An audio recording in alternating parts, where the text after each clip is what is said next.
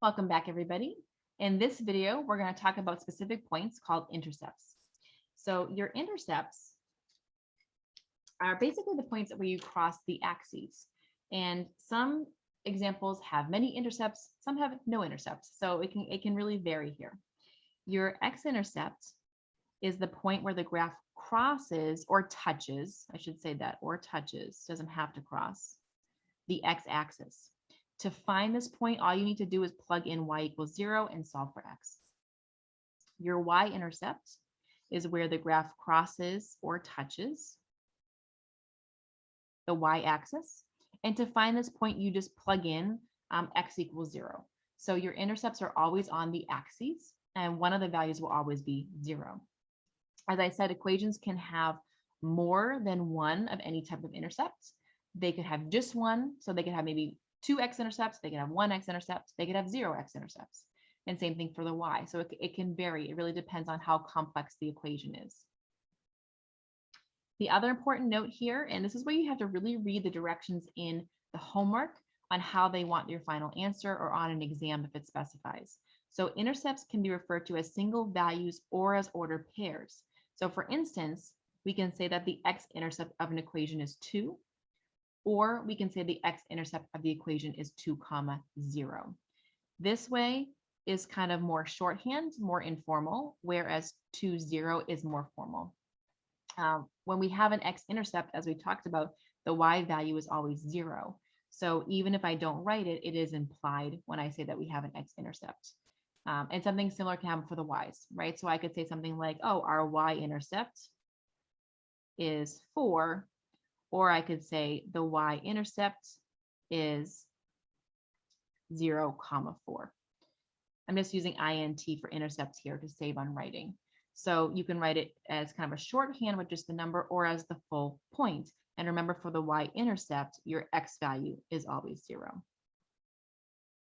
So you just want to be careful. They're both correct. It's just a matter of how we want the final answer.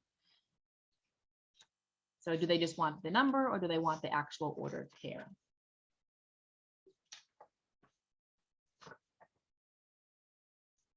All right, so I'm going to draw a couple pictures real quick. All right, so the first one here.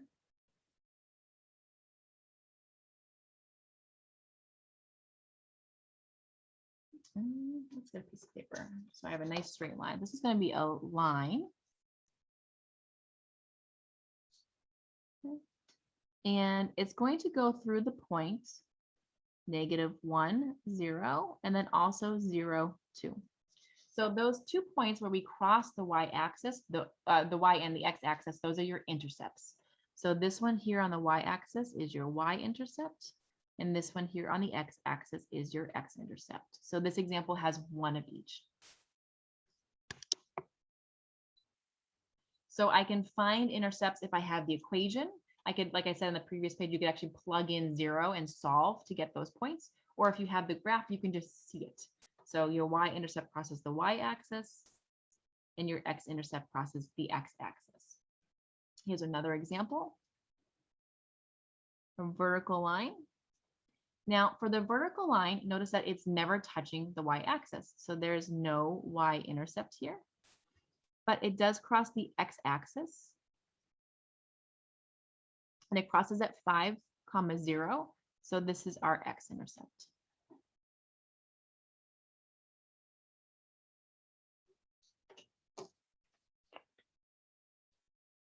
Now I'm using the full order pair here, but you could also just say the x-intercept is 5. That would be okay as well, depending on how the answer should be written. Here, we're going to see that we go right through the origin. Now the origin is a special one because it's actually on both axes. So in this case, the x-intercept is 0, 0, and the y-intercept is also the point 0, 0. Or we can just say the x-intercept is 0 and the y-intercept is 0. That would be okay too. So that origin is sort of a special one where it actually is an intercept for both parts.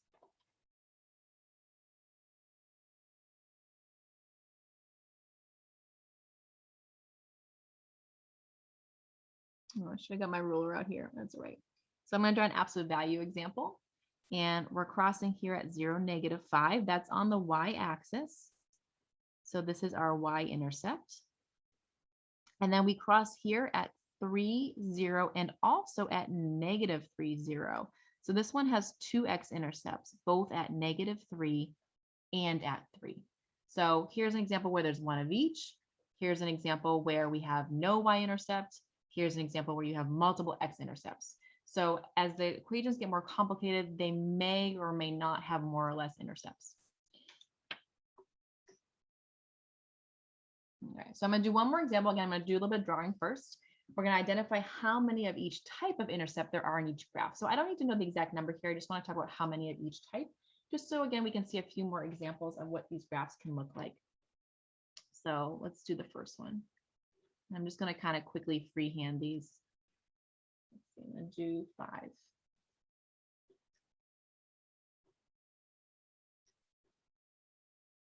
Like I said, I'm not going to put numbers in here. I just really want to talk about how many there are for each graph, just to kind of do a couple more quick examples. So in all cases, your x-axis is going to be horizontal and your y-axis will be the vertical. All right. So for my first example, I'm going to have an upside down U that looks like this. So what we see is that it does cross the y-axis. So there is one y-intercept, right? So I hit it one time, but it never touches the x-axis. So there are 0 x-intercepts, no x-intercepts. Maybe I have a U shape that goes sideways. So I only touch the axis one time here. So there is one x-intercept, right? Because it touches the x-axis in this case, but it never touches the y-axis. So there are 0 y-intercepts, no y-intercepts.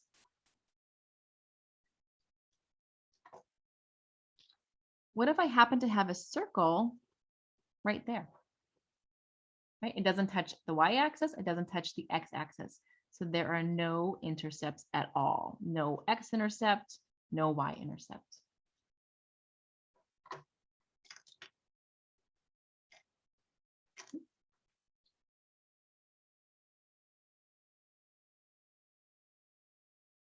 Okay. Maybe I have a more complicated example like this curve. So notice I touch the axis here, I touch one here, here, and here. So if I look along the x-axis first, I see I only touch that one time. So there's one x-intercept. But if I look along the y-axis, I hit it 1, 2, 3 times. So here's an example where I have 3 y-intercepts.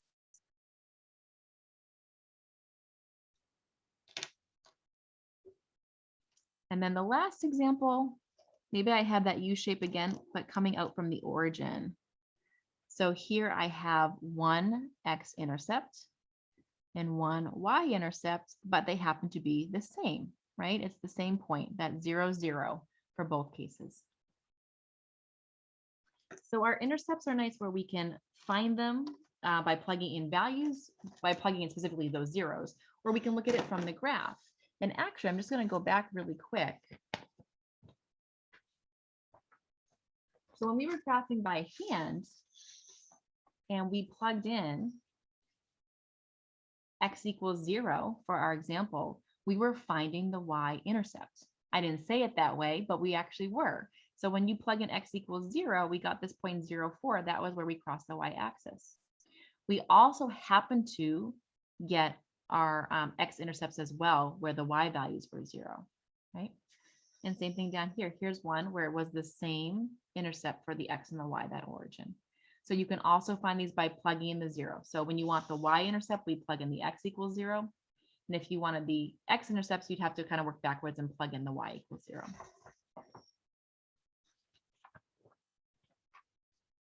All right, let's just do one last example here and talk about a real world problem.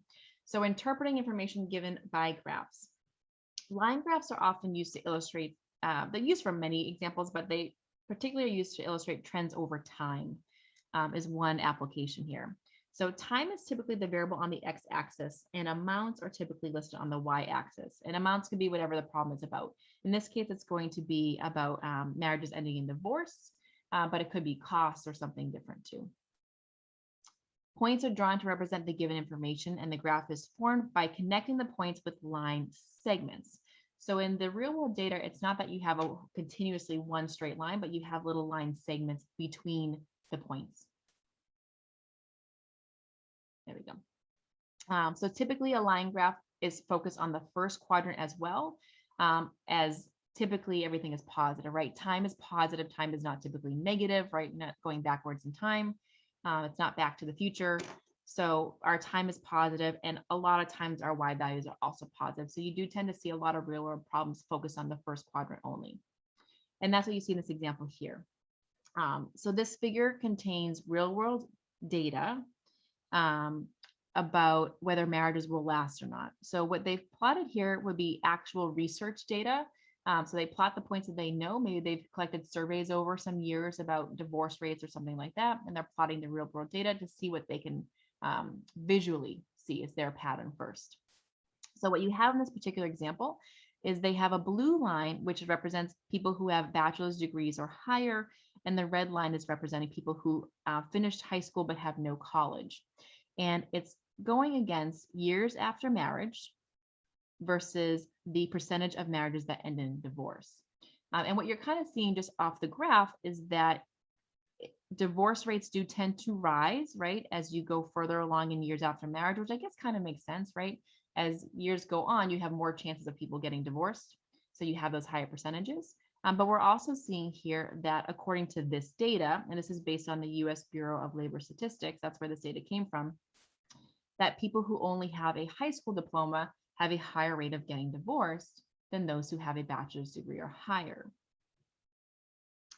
Now, after we have that real world data plotted, then what we typically do is we usually use technology to help us find a model for the data. So to find an equation that matches the data as best as we can. With our models, we're never going to be perfect. So we try to do the best that we absolutely can to match the data. Typically your graph is the real world data, and then our model is representing that data as best we can with some sort of equation.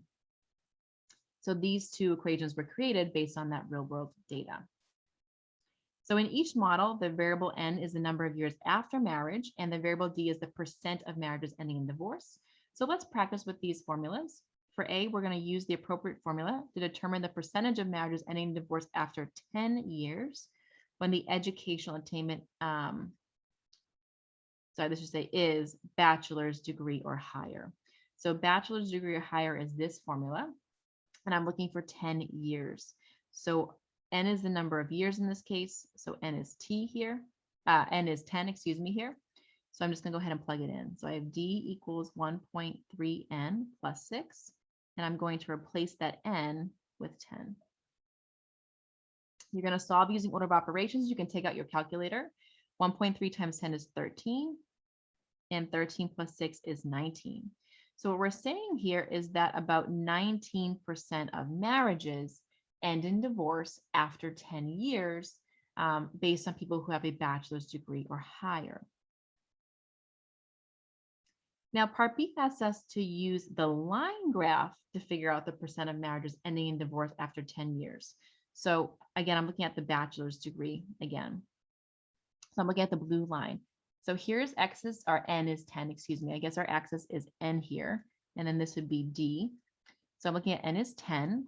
And if I go up here, I look at and see that it's right here, and it looks like it's right on that 20. I'm just going to double check in our book. Yes, it is. So in your book, you have the same image, so it's a little bit easier to see because it's closer. But if you look here, there's that 10. And if I scroll all the way over here and match it up, I get 20% on that axis. So my answer here based on the graph would be 20%. Does the value given in the model, so the model is the equation, underestimate or overestimate the actual percent of marriages ending in divorce? So the actual percent, that is the graph. Okay, so again, typically your graph has the actual data, and then the model is created to best approximate that data. So we can have something simple to work with. We can make predictions with. So here, if I look at it, my model gave us 19%, but the actual data was 20%. So our model was under the actual data. So our model underestimated. right? Because the model was less than the actual data. So we underestimated in that case.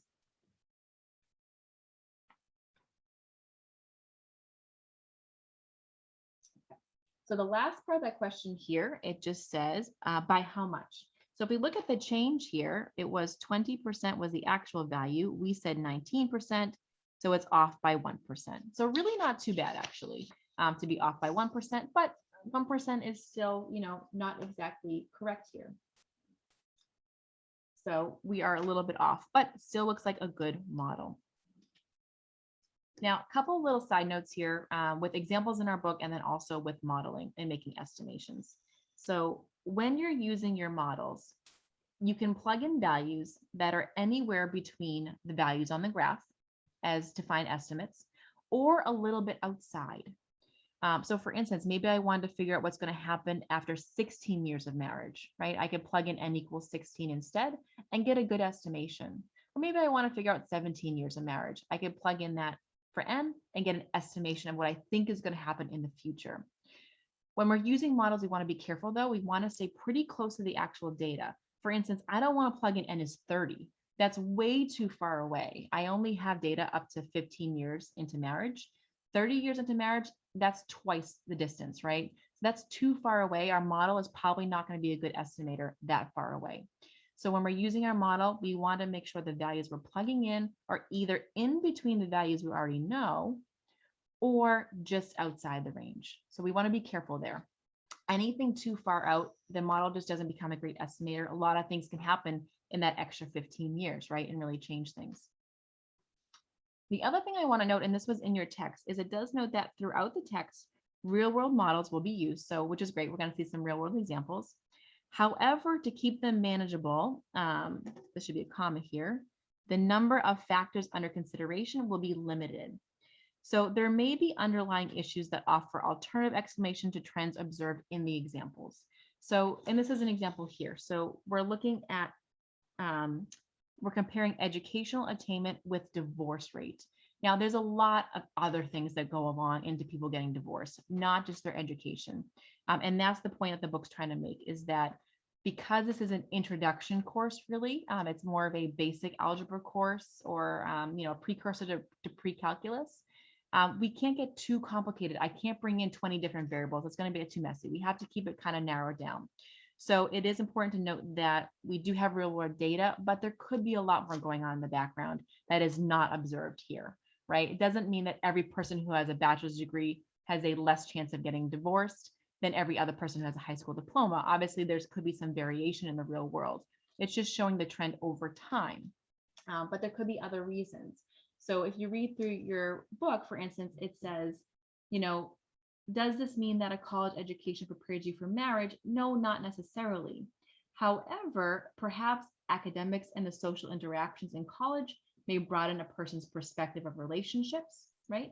So, or maybe there's another underlying issue such as finances. So more education typically means higher earnings, which may lead to greater financial stability, which may cause less stress, right? So there are other things that could be going on here. It's not maybe just the education part, but it could be other things because of that. Maybe it's because of money issues, or maybe it's because of just having more knowledge, more time in school to learn about different relationships or meet different people, right? So it's just kind of a little disclaimer here that when you look at real world data, to kind of always take it with a grain of salt and keep in mind that it's valid, it's good, but there could be other information that is not provided in your text, right? So why do people who have bachelors have less of a divorce rate?